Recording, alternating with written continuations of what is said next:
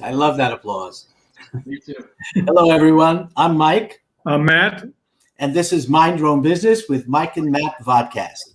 So our plan today is to interview business owners and entrepreneurs and ask them a few questions that we hope will be inspirational for our viewers and listeners who want to learn how they can become better business owners and entrepreneurs themselves.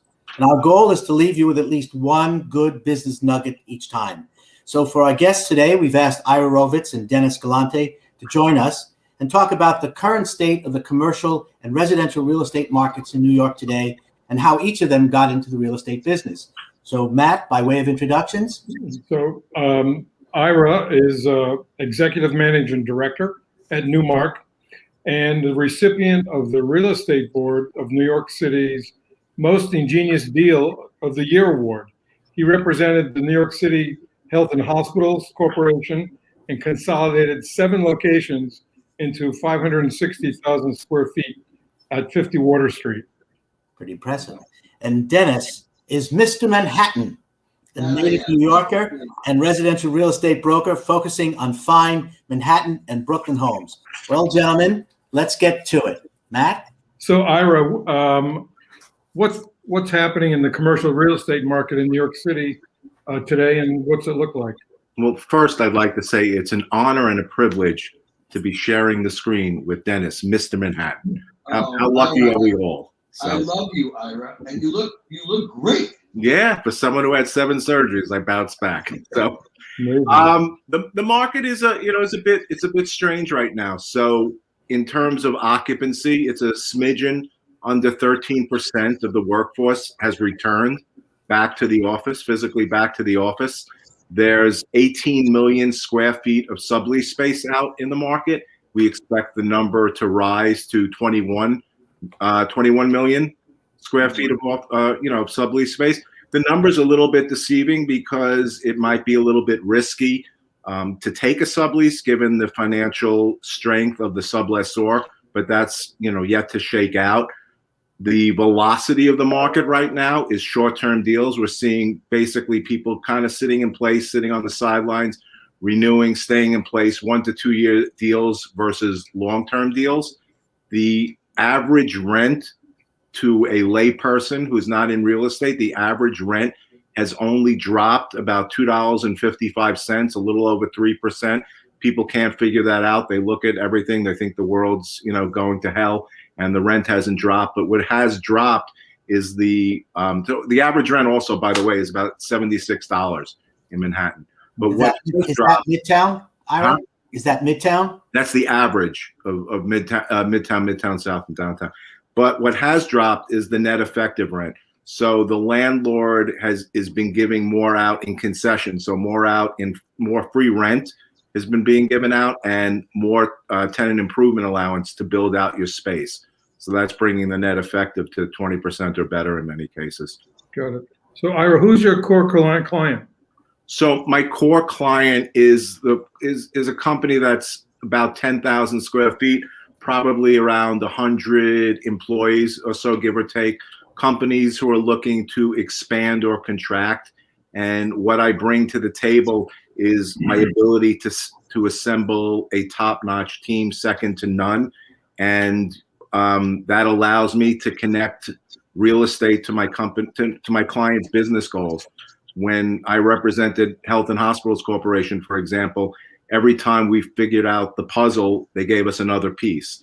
And I had somebody that literally ran financial analysis for 2.5 to 3 years, 7 days, 24 hours a day, 7 days a week. Wow. What are you doing, if anything, different during the pandemic? Well, right now, obviously, we are actually back in the office on the brokerage side. So obviously, we're doing more virtual meetings, both with our clients and with the team that I work with. I've never really considered myself to be a space shower. I've always considered myself to be an advisor. So there's a lot more hand-holding that's going on right now, more so than ever, trying to reach out, help people through the difficult, challenging times. Lots of conversations with the younger brokers who work on our team, and how we're doing business differently now. We're rewriting the playbook, so to speak. I'm working the relationships that I have right now, and I'm doing a lot more networking, which many of you guys know, and just reaching out and seeing how we could be supportive in, in any way possible. Got it.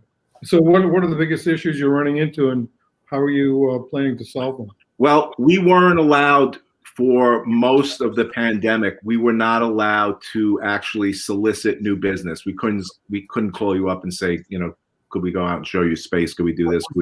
Was that passed by Cuomo? I don't know. I don't know if it was passed by Cuomo, but it was definitely a mandate by the Real Estate Board of New York. So we weren't allowed to, solicit. So we had to help people, through hand holding, during the difficult time. We had to educate ourselves because it was new to all of us. We had to educate ourselves on all the programs that were out there, by the state and, by the Fed and by the state. We had to learn about those programs, and we had to really more so than ever advise our clients on, on those benefits and what to do. And there was a lot of renegotiating and, leases and figuring out people who weren't paying their rent and how to restructure their leases. So it was a very hectic, 3 to 4 months when the pandemic really, got into full bloom, so to speak. Right. What are you expecting for this year? Well, also, this year we're waiting for the like herd immunity, waiting for, everyone to get vaccinated. We're, slow, gradual return to the workspace. People are still afraid to take mass transportation, but people, I've taken it. I could tell you, I've been in the subways, I've been on the buses, and it's, I'm not scared. I'm not nervous. I haven't received the vaccine yet, but there are, the sentiment is people are waiting to, to get back. People would like to get back to work. The working from home only works for a certain period of time. You have to have the interaction, obviously, with your co-workers. The commercial real estate market, despite what people think, it's not dead. People can't work from home forever, and we're working a little bit differently now. So people who are interested perhaps in space, normally we would have maybe brought in the architect. He would have been the first person that we called and done a space study. But what we're doing now is we're bringing in a workplace strategies group. So to tell you what would be different physically about the office. And there seems to be a lot more financial analysis going on. And, we're hopeful. And a little bit later on, I'll talk about hope. I'll tell you some stories. Good. So a quick question before we get over to Dennis. Do you think there'll be a hybrid approach to the office with, people remote working as well as in the office, so that, if someone's not comfortable to meet you in the office, they'll be Zooming in or, Microsoft Teams, that type of stuff? I think on a Friday. Look, I'm going to work now. We've been back in the office as soon as we were allowed to. We've been back in the office. We can come in 5 days a week. I didn't go in today. It's Friday because, honestly, it was too cold. So Casual Friday then, huh? I think casual Friday will be the norm, All right. Well, thank you, Ira. So, Dennis, we're going to ask you the same questions. So, what does the residential real estate market look like today? Manhattan, New York is probably one of the most beautiful cities in the world. Dennis, I think you need to turn up your volume or get closer to the mic. Right. Am I closer now? How is that? Turn it up. You're even better. How do I turn that up? I'm not sure. Well, you got a speaker or you have. Well, let's do our best. Go ahead. Okay, let's try. How about now, Michael? Is it better now? It's okay. Really? That's unfortunate. This is your moment to be a star. How about if I just speak louder? There you go, Mr. Oh Manhattan. my gosh! Let's get it going. So we actually have a bit of an interesting issue here in COVID. Supply is less than demand, so demand is outpacing supply. As of this morning, in Manhattan, there were over 7,300 existing homes available. That would be co-ops, condos, and townhouses. Of that, it's broken up into co-op demand and condo demand. So there were over 3,500 co-ops on the marketplace. And listen to this number. These are actual facts from this morning from data from our friends at Urban Digs, Noah and John. 2,058 of those 3,512 homes are in contract right now. It's incredible. So, Really? Yeah. So there's a lot of buyers out there, and people that need to sell or want to sell, they're going to market. And you're going to see in February and March, there's going to be a significant increase in the amount of properties on the market. On the condo market, now we're talking about existing homes. We're not talking about new development here. So co-ops, condos, and townhouses that are existing, they're not brand new. So on the condo market, there are over 3,600 condos on the market, and 1,165 of them, this is actual data, are in contract right now. Now, the median asking price for each one of those is different. So on the co-op side, you're looking at around 9 and change a square foot median, and then on the condo side, you're looking at around, we want to say around 1,400-ish.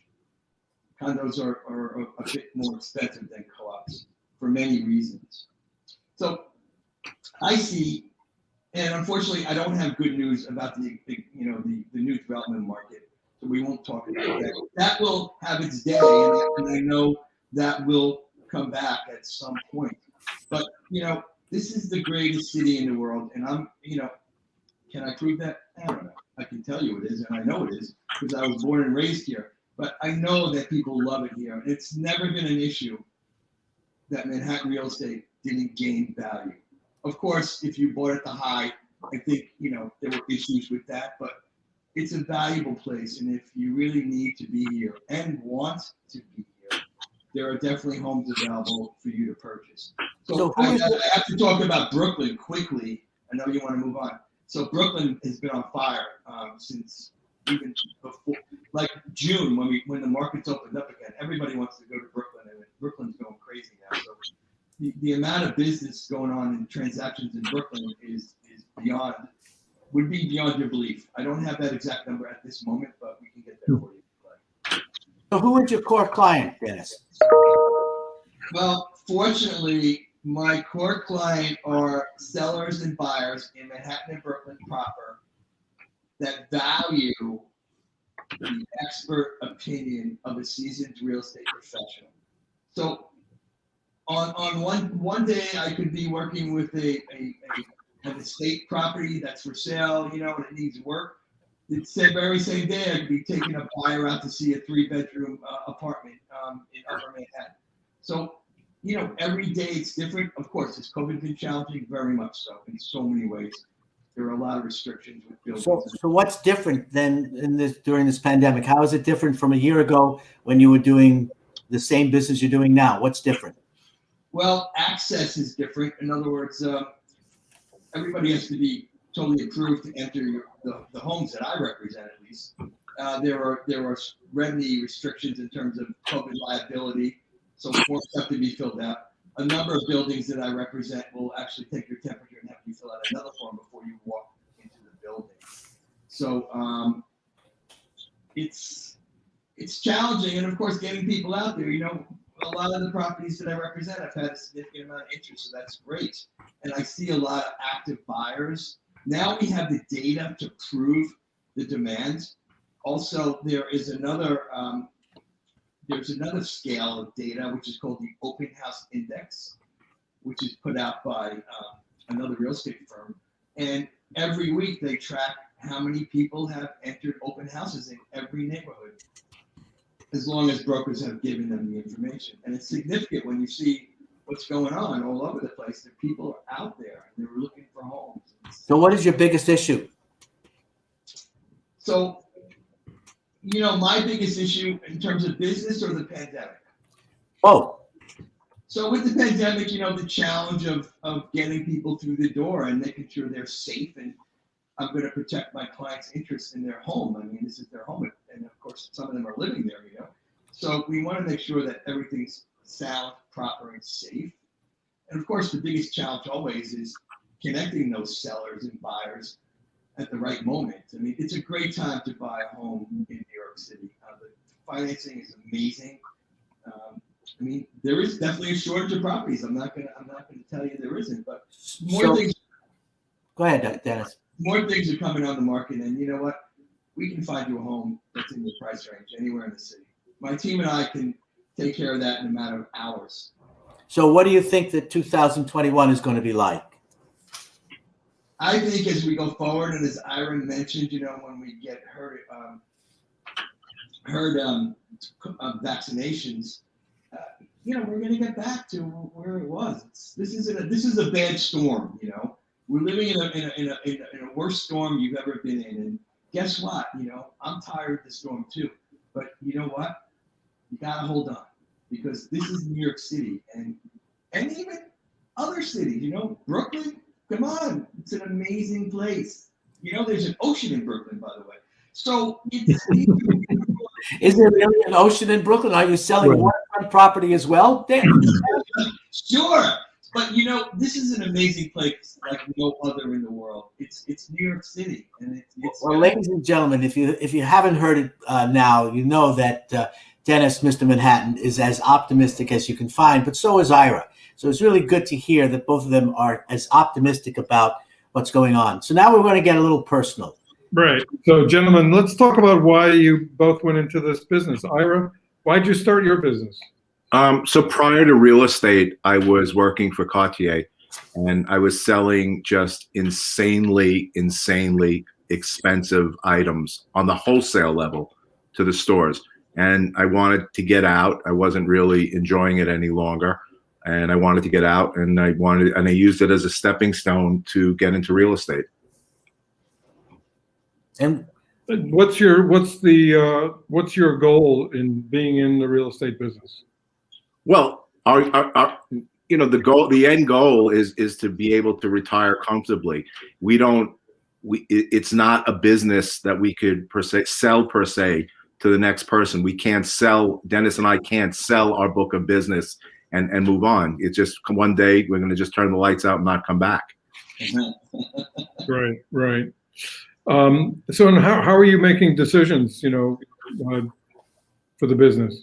So, basically listening very carefully to feedback, both internally and externally, strategize, with my team, collect their input. I'm fortunate enough to work with just an unbelievably talented and fantastic team who, we work collectively. They support my decisions. We implement the plan and we execute it. And listening to my clients and crafting solutions, everybody, has different needs. I'll reference Health and Hospitals Corporation. They said, we have all these locations and we need to combine them. Well, that's easy. Oh, by the way, we don't want to spend any more money than we're spending now. Okay. Okay.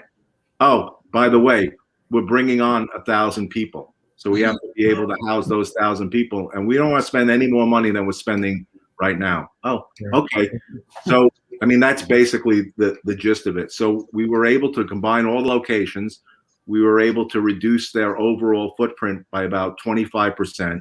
We were able to pass along their tax-free status to the landlord, and in order to reduce the rent, we were able to get an unprecedented amount of free rent because we had expiring leases all over the place, and we couldn't pay double rent. We actually, the most unique thing about the deal was we did a deal with a building owner who didn't own the building yet. The building was in contract for sale, and we did a deal with them, and we saved them over the course of their run rate. We saved them $225 million. So, like I said, we had people running numbers literally for 3 years, day and night. So I guess you haven't never made a mistake then, Ira, have you? We made a lot of mistakes, and then we figured out how to correct them. So, how do you know you made a mistake, Ira? Yeah, once in a while. But how do you know you've made one? I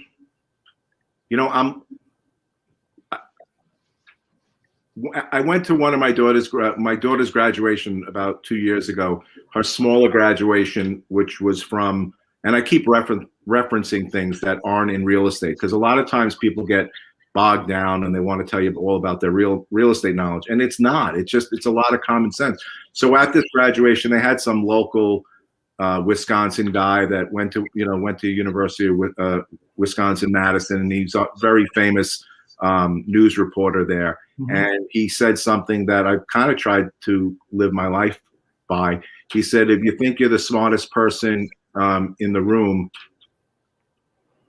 did you lose me? Because No, we hear you. We hear you. like the video still on? Everything's still on. Okay. If you think you're the smartest person in the room, you need to find another room. So say that. Get out of the room. Get into another one. yep. So I'm lucky and fortunate that I have a great team that provides me with just unbelievable support. And, we very rarely have a problem making decisions. Well, now we're going to move to Dennis. It was really great. Thanks. Really appreciate this. Thanks, Ira. Nice insights. Thanks, Ira. So, Dennis, same question. Why did you start your business? What's your goal? And then I'll ask you another question or two. So before I was involved with New York City residential real estate, I was a advertising photographer here in Manhattan. So I had a studio at 29 East 19th Street between Park and Broadway, right across the street from ABC. And I had an unusually, quite amazing, successful career for almost 30 years. We had one of the first premier digital studios in New York City. So my first point in real estate, of course, I had a condo. I had a 2,500 square foot loft in Cobble Hill, Brooklyn back then. And I started buying in May of 2001. I bought my first investment condo on Union Square.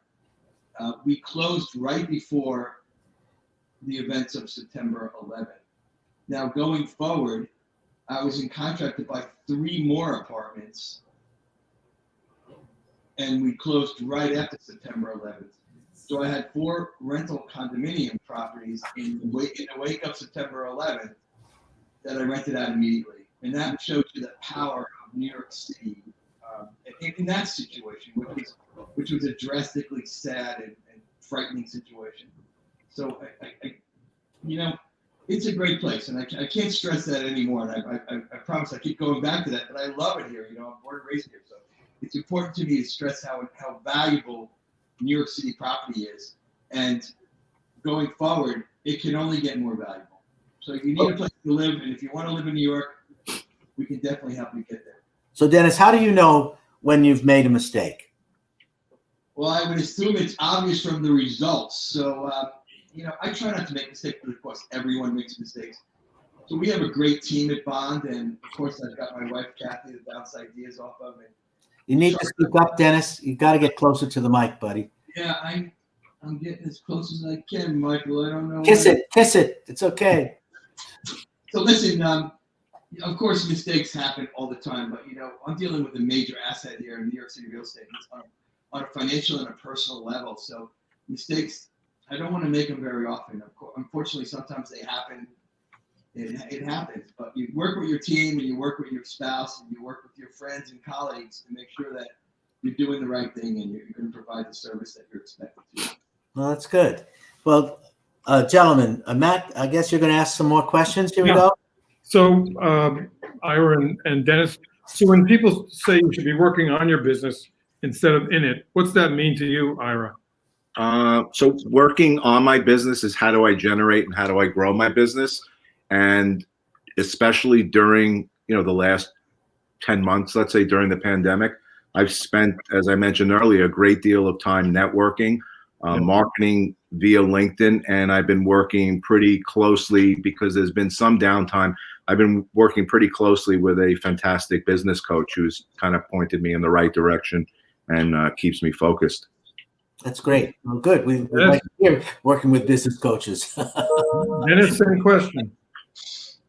What was that question again? The question What does it mean to you to be working on your business, not in it? Working on my business, I'm doing it every day. I'm also an artist. I think you guys know that too. In addition to being a photographer, real estate broker, and an artist, pre-COVID we had a lot of events. I created Mr. Manhattan's Happy Hour. We go to different venues and we'd have a happy hour once a month with different colleagues and people in all different industries. It was a great event, and it will continue when COVID comes to an end. I also created at our Chelsea, our past studio. We had a property in Chelsea, Bond offices on the ground floor, and I created Real Art Chelsea, an art gallery venue that we've had multiple art shows with local artists for years there, which would sum up with a cocktail party and meet the artist and group of people together. I think many of you have been there with me on many occasions. Yeah. We had a backyard there. So that, to me, creating an atmosphere of a social atmosphere of friendship and what's going on there, Mike? Creating an atmosphere of social events, and I think now I also once a month I try not to bombard people with email, but once a month I do the masterpiece of the month with my crackerjack marketing team at Bond.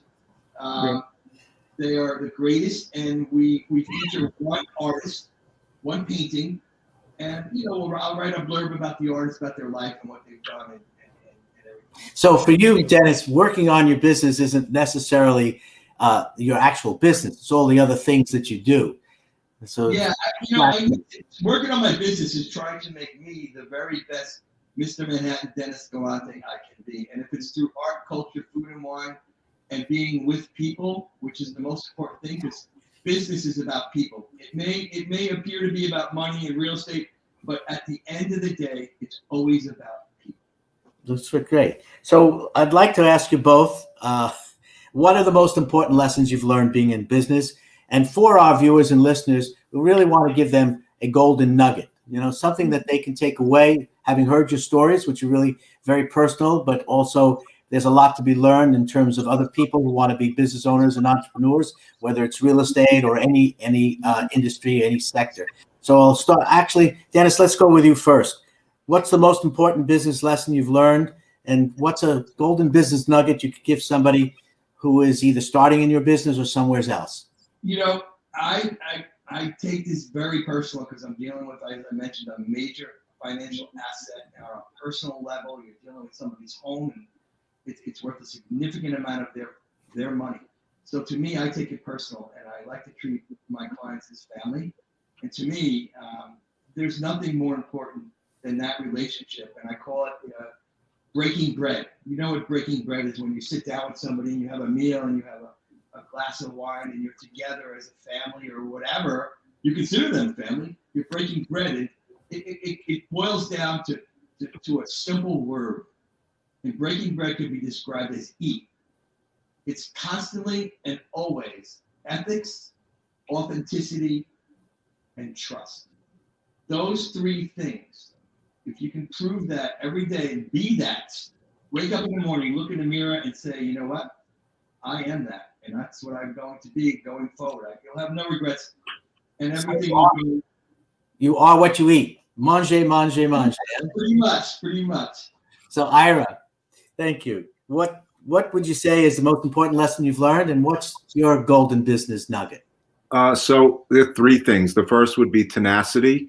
Second would be relationships. And the third would be out of the box, what I like to call out of the box, renegade disruptive thinking. I have to be different than my colleagues and my competitors. In terms of the golden business nugget, there's two things. And I think I've learned a lot from my father. My father was in the wholesale meat business. He only retired maybe 2 years after Hurricane Sandy at 88 years old. My father left the house every day at 3 o'clock in the morning. He came home at 5 o'clock. He never complained, always had a smile on his face. So I think, I learned my work ethic from him. So if you work hard and you surround yourself with talented people, you will succeed. There's no shortcuts and there's no substitute for hard work. And just to relate something to just something that just went on recently that I think is very important. As Dennis had mentioned, and he's so passionate, we do live in the greatest city in the world. And that's not to take anything away from LA or Chicago or any of the other great cities, but the reason it was Wednesday was Holocaust Remembrance Day, and if you ever listen to these people who have survived the Holocaust, they walked out of the front gate of the Holocaust wearing tattered pajamas. Essentially, they were physically and emotionally abused. They walked out of there with nothing in their pockets, and you ask them, how did you do it? And they all answer the same thing. I had hope. So we all need to have hope and, know that this thing will, it's a blip and it's going to turn around and things are going to get better. That's great. So, perfect. Well, folks, there you have it. Well, actually, Matt, let's hold on for 1 second. Okay. Actually, go ahead. You repeat them, and I want to reiterate them as well. Go ahead. All right. So there you have it, folks. We've got some good business nuggets. One, surround yourself with the best people and hard work. There's no substitute for hard work. And Dennis's nugget, always remember to eat. Ethics, authenticity, and trust. Yeah. And actually, maybe we can get an acronym from Ira's. Maybe the acronym would be TROBE. T for tenacity, R for relationships, O for out of the box, and B for be different. So we've got eat and we've got TROBE. Those are pretty good.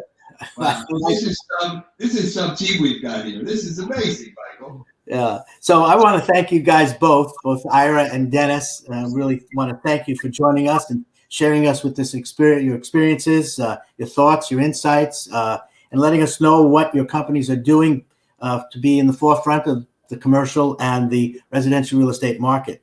So we've been going on for just about a half hour, which is a little longer than what we usually do. So we hope that everyone is still listening and enjoying it. I know that I have. Matt, how about you? Have you enjoyed this broadcast? I think it's great. And I think this is an interest for almost every New Yorker. Yeah, I would agree. So you can subscribe to Mind Your Own Business with Mike and Matt on our YouTube channel. And we also have a Mind Your Own Business with Mike and Matt Facebook page. And we'll also be posting this podcast on our LinkedIn posts and also on videosocials.net. And I'm sure Ira and Dennis will be posting it in their places as well. So I'm Mike. I'm Matt. And together we are the Voices of Reason. And this has been another Mind Your Own Business podcast with Mike and Matt. Long live New York City. I love you. Stay positive, test negative. Thank you for watching, and see you all next time. See you soon, guys. Thank you. All right, you look amazing.